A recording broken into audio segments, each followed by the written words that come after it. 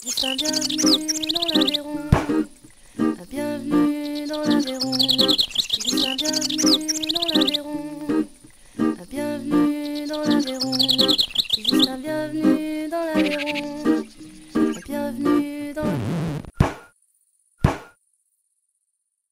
Il reste pas grand monde sur le territoire. Et en plus, effectivement, les personnes, les jeunes ont tendance à s'en aller. Et quand ils reviennent, ils ont une espèce de manque par rapport à ce qu'ils ont vécu ailleurs, au niveau dynamique, au niveau urbain, etc. Il n'y a pas vraiment de culture sur place, en fait, de retrouvailles alternatives, on va dire. C'est un territoire qui souffre, en fait, de l'exode des personnes. Et du coup, c'est assez original par rapport à ce qui s'est passé jusqu'à présent. C'est le centre social qui a proposé aux habitants de se réunir autour de la question de qu'est-ce qu'on pourrait faire sur place pour se faire la vie belle. Voilà, on est dans un contexte de terroir un petit peu isolé, donc sur Entrailles-sur-Truyère. Et suite à cette réunion, en fait, les habitants et les personnes ont eu envie de se retrouver et de faire des choses ensemble. C'était destiné à quoi Le bardage dans la pièce de C'était le top, sur le carrelage, on mettait des lambourdes, on mettait deux. En tout cas, j'ai demandé, mais j'ai pas greffier, mais j'ai demandé de 22. Et on devrait prendre plutôt un sac de ciment. Pour le sol, pour faire les... Ouais, ça il faut par contre. À la place. Ouais. Comme je disais, les campagnes, surtout des petits villages comme ceci, comme Entrailles, ça se meurt, parce que les gens, il n'y a plus de travail, donc les gens vont travailler plus loin.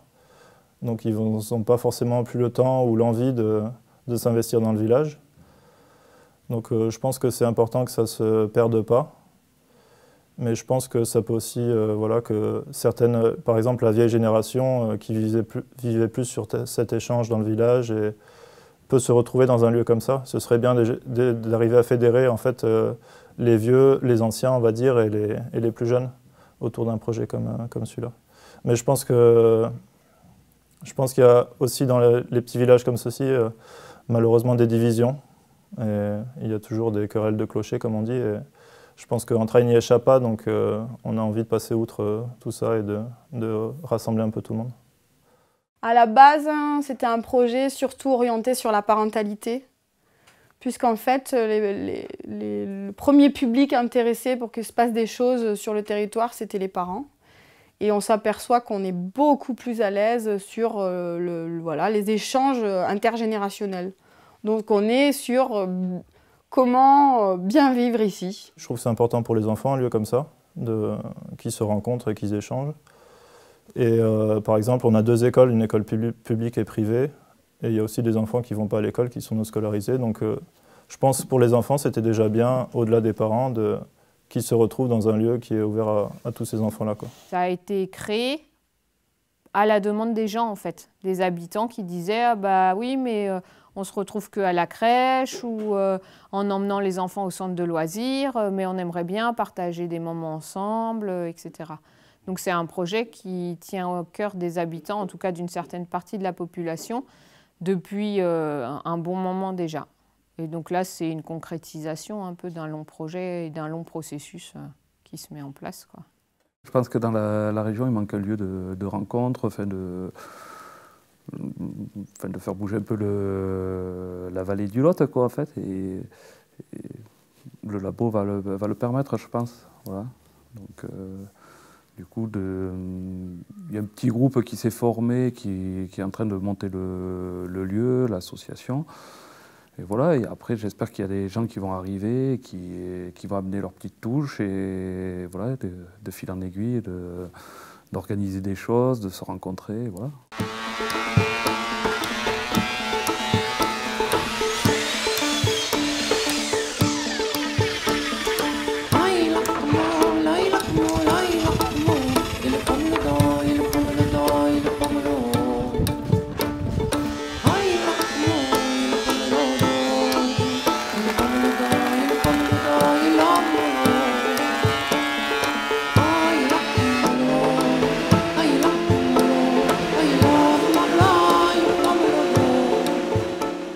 Donc on a cherché un lieu et on a trouvé dans l'ancien collège d'Entrailles-sur-Truyère un laboratoire.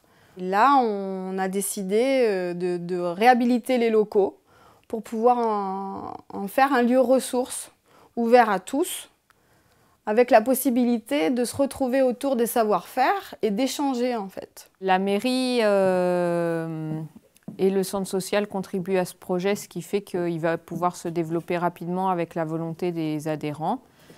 Et l'idée, c'est de pouvoir passer des moments ensemble sympas, de pouvoir mettre en place des projets qui n'existent pas actuellement.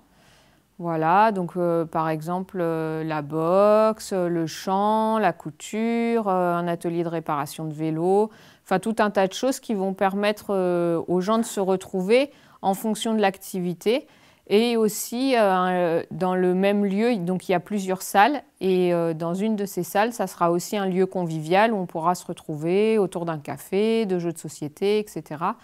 C'est aussi la mutualisation de plusieurs biens et services, et aussi par le biais justement du centre social, de la CAF, de la mairie, etc. Ça va pouvoir permettre de faire venir des intervenants extérieurs pour répondre à des questions qu'on peut se poser et échanger autour de ces sujets. Le centre social avait vraiment envie que ce projet puisse naître. Et du coup, moi, je fais un petit peu le lien entre les personnes, le lieu et le centre social. La particularité du labo, c'est que qui a envie peut venir. La chose qui m'a semblé vraiment importante pour le territoire, c'est qu'il y ait une régularité et qu'il y ait un lieu ouvert. Ce qui permet que si je loupe un rendez-vous, je sais que de toute manière, tous les samedis, il y aura du monde à cet endroit-là et que je vais pouvoir venir en fonction de mes disponibilités et y être comme je suis. Voilà. Soit je viens et j'apporte vraiment ma pierre à l'édifice parce que j'ai un atelier à proposer, soit j'en bénéficie, soit je viens juste échanger avec des personnes. Le projet commence à prendre forme. En fait, on ne sait pas encore exactement ce qui s'y passe, mais on essaie de créer un lieu collectif. Libre, participatif, convivial, pour que chacun puisse s'y retrouver et donner le sens qu'il y souhaite. Donc chacun, je pense, apporte ses envies, ses attentes et ses compétences et fait un peu ce qu'il a envie de faire. À partir du moment où on a trouvé le lieu, qu'on a commencé à gratter les murs, il y a eu énormément d'envies. Des envies d'ateliers, de conférences, d'accueillir des personnes de l'extérieur qui puissent venir nourrir aussi le territoire. Je suis charpentier de métier, donc je voulais donner un coup de main aux travaux. Et je suis aussi intéressé par l'agriculture, donc créer un verger conservatoire par exemple, ou créer un four à pain pour faire des soirées pizza ou des choses comme ça. Il y a plein d'activités qui sont en planification que j'ai trop envie de faire, notamment la danse, le chant, et il y a l'autodéfense qui va arriver dans pas très longtemps. Et tout ça, c'est vraiment déjà bien. Et puis même juste retrouver des gens, rencontrer des nouvelles personnes, discuter, apprendre de nouvelles choses. Juste, ça me plaît beaucoup. Pour l'instant, on a fait pas mal de crochets et c'était vraiment chouette parce que du coup, j'avais déjà commencé à apprendre, mais j'ai pu peaufiner ma technique. Donc ça, c'était vraiment bien. Après, on continue de préparer les prochains locaux pour qu'ils soient prêts à nous accueillir dans pas trop longtemps, si possible. Et puis après, on discute énormément de plein de sujets, on planifie d'autres activités pour plus tard. On pourrait faire des expos, je sais pas, des concerts, des découvertes musicales, je sais pas, il y a tout un tas de choses à organiser. Voilà, ça permet, une fois qu'on a le lieu, ça permet tout un tas de choses. Voilà. Donc, mais chacun peut amener ses envies, ses goûts, sa vision, et c'est ça qui est chouette dans ce genre de lieu. Ouais.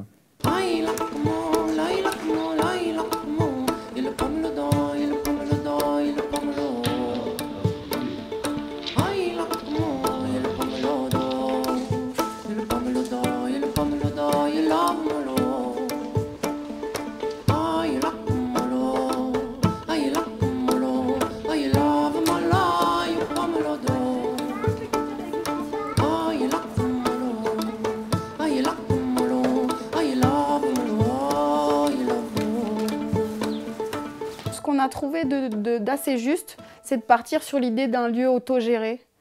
Donc chacun prend soin du lieu, chacun prend soin de l'ambiance et chacun prend soin de soi aussi. c'est ce qui permet de faciliter les échanges.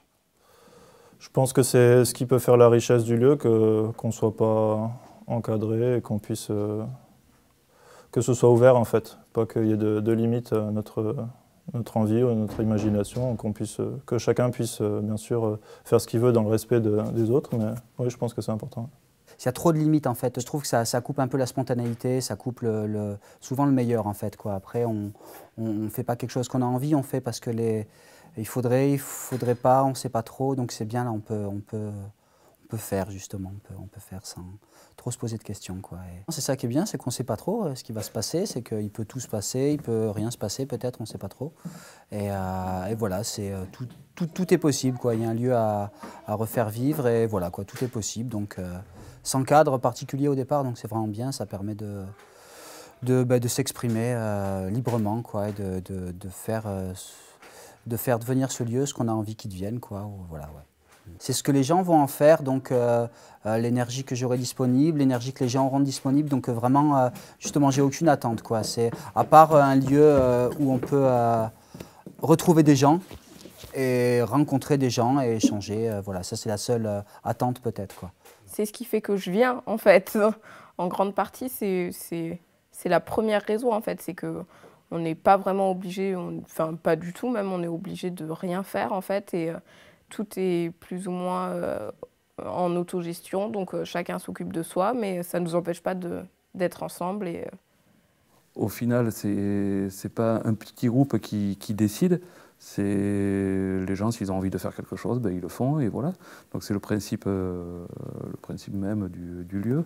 Donc tout le monde peut amener sa petite pierre à l'édifice, et voilà. Donc moi je suis arrivé là, je connaissais pas grand monde, j'ai retrouvé des gens, et voilà, et je m'insère petit à petit. On a envie de parler d'un thème qui nous touche, on peut dire tiens on se fait une petite soirée, comme ça permet, parce que des fois c'est délicat de faire venir 20-30 personnes chez soi, ou même 10, des fois on n'a pas forcément envie, quoi.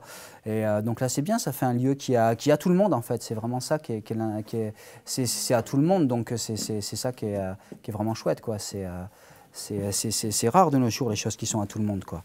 Donc là c'est vraiment, il y a moyen de faire vraiment quelque chose de bien, quoi. Quelque chose de nouveau en fait, pour le coin, peut-être dans des endroits où ça bouge un peu plus, mais voilà, vraiment, tous on a discuté un petit peu, c'est vraiment dans un souci d'autogestion et de se responsabiliser c'est un truc qui manque vraiment, quoi. Les gens attendent toujours qu'on leur propose des solutions clés en main, toutes faites, et là vraiment ça permet de faire un truc avec des gens et sans limite, puisque ça n'existe pas, quoi. En fait, donc sans précédent. On est vraiment tous d'accord sur l'idée qu'on souhaite être en autogestion au maximum. Et donc effectivement, on investit un lieu, on va le décorer, on va se prendre en charge pour tout ce qui est petit et gros bricolage, pour le tenir, etc. Donc ça permet de vraiment construire de la relation et du social, en fait, sans intervention forcément administrative lourde.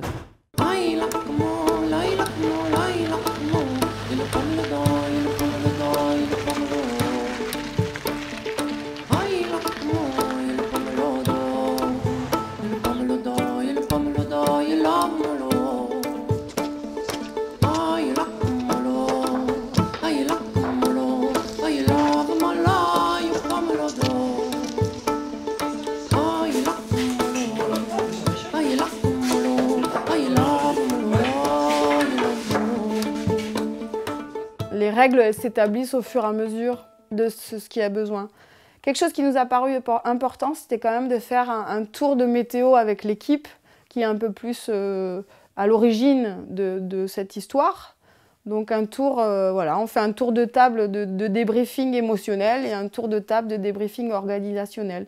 Pour l'instant, c'est essentiellement ce qui nous permet de fonctionner ensemble. Ce qui me semble vraiment intéressant, c'est de pouvoir expérimenter en local, dans mon entourage proche, ce que ça pourrait être l'autonomie en interdépendance juste.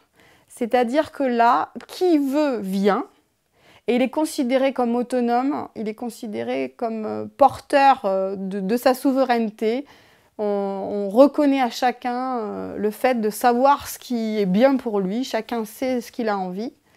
Et par contre, on a une attention sur l'interdépendance. Voilà. Donc peut-être ce ne serait pas de prise de pouvoir, mais des échanges. Ça paraît assez organique. Ça peut faire peur, même au niveau local, on n'a pas l'habitude de fonctionner comme ça. Mais au fur et à mesure, on s'aperçoit qu'on retombe sur nos pattes et que c'est assez agréable. Ça peut permettre un échange assez libre et respectueux entre les personnes, sans jugement et du coup ouvert à tous. Ce qui est bien avec ce lieu, c'est qu'on ne se sent pas obligé, qu'on peut venir voilà, mais quand on a envie, quand on a le temps, et on est toujours accueilli de la même manière et puis on peut apporter ce qu'on peut apporter et pas donner plus. Ici, je trouve ce que je ressens, c'est qu'on accepte ce que tu peux donner, sans te demander plus, en fait. Et c'est ça qui est chouette. On peut se retrouver ici sans se sentir jugé, en fait, en étant ce qu'on est et en faisant ce qu'on fait. Et ça, c'est intéressant, je trouve, de pouvoir trouver un lieu comme ça. J'ai pas l'impression que ce soit forcément si évident que ça. La bienveillance, c'est forcément bien, quoi, en fait. Après, c'est vrai que moi, c'est un truc qui me parlait pas trop. J'avais entendu parler, mais après, je m'y suis jamais trop intéressé. Et c'est vrai que chacun peut amener... Minou, elle a amené ça, et donc... du coup, ça fait découvrir, ça fait des rencontres et on échange là-dessus, c'est chouette. Voilà. C'est vrai qu'au labo, il y a une attention particulière en fait, au relationnel. L'idée, c'est absolument pas de faire de propagande dans un sens ou dans un autre, mais plutôt de frotter ses idées et en étant attentif à ce qui se passe à l'intérieur pour pouvoir s'ajuster. Donc ce n'est pas vraiment une règle, mais c'est plutôt une attention. On n'est pas là pour proposer des objets ou des produits de consommation, mais plus pour être attentif et ouvert. C'est l'humain avant tout, c'est ce que je ressens. Ouais. C'est le partage d'expériences sur la vie de tous les jours. Bon, la plupart, on a des enfants, donc les échanges d'expériences, de ce qui se passe, de comment nous on vit les choses, tu fais quoi toi, comment tu fais, moi je vous dis ça, je ressens ça. Et ouais, c'est cet échange vraiment qui me paraît vraiment vrai et naturel en fait. On se parle sans tabou en fait, vraiment librement et c'est quelque chose que j'apprécie beaucoup. Ouais. C'est pas toujours une évidence pour nous, je pense, notre génération, qui n'avons pas été élevés du tout là-dedans. Et j'espère que ça en sera une pour nos enfants et que ça leur rendra la vie beaucoup plus simple et équilibrée dans leurs relations, en fait.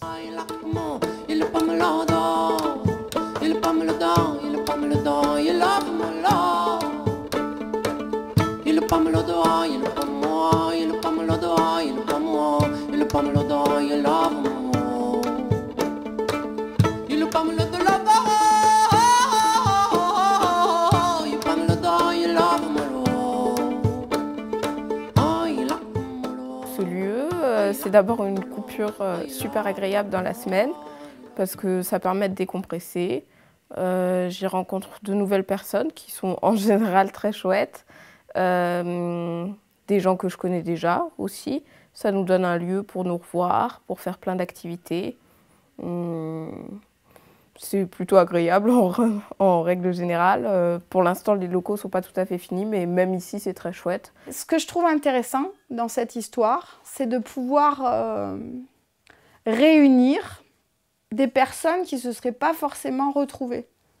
Donc on a des personnes d'origines différentes, de nationalités différentes et de réseaux différents. Je trouve que c'est une bonne idée parce que comme ça, il y a une structure où on peut se réunir pour faire des choses, ce qu'on veut, et pas tout ce qu'on veut, mais on peut se réunir, mais après,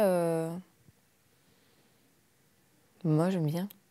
On fait ce projet, mais tous ensemble, même avec les petits et les grands, et les moyens. Je demandais à des gens de lire des histoires, de raconter des histoires. Ça ouvre même autant pour les adolescents, pour les adultes, pour les enfants. Ça leur permet de se sentir responsabilisés et puis faire partie aussi d'un groupe, parce que oui, c'est important que l'ado se retrouve seul, mais je pense que c'est utile qu'ils se sentent aussi intégrés dans le groupe d'adultes, en fait. Et aujourd'hui, on n'a plus tellement. On n'a plus tellement cette connexion entre les grands-parents, les parents. Donc c'est chouette que ça puisse se recréer dans un village avec toutes les générations, avec tous ceux qui veulent jouer le jeu, en fait.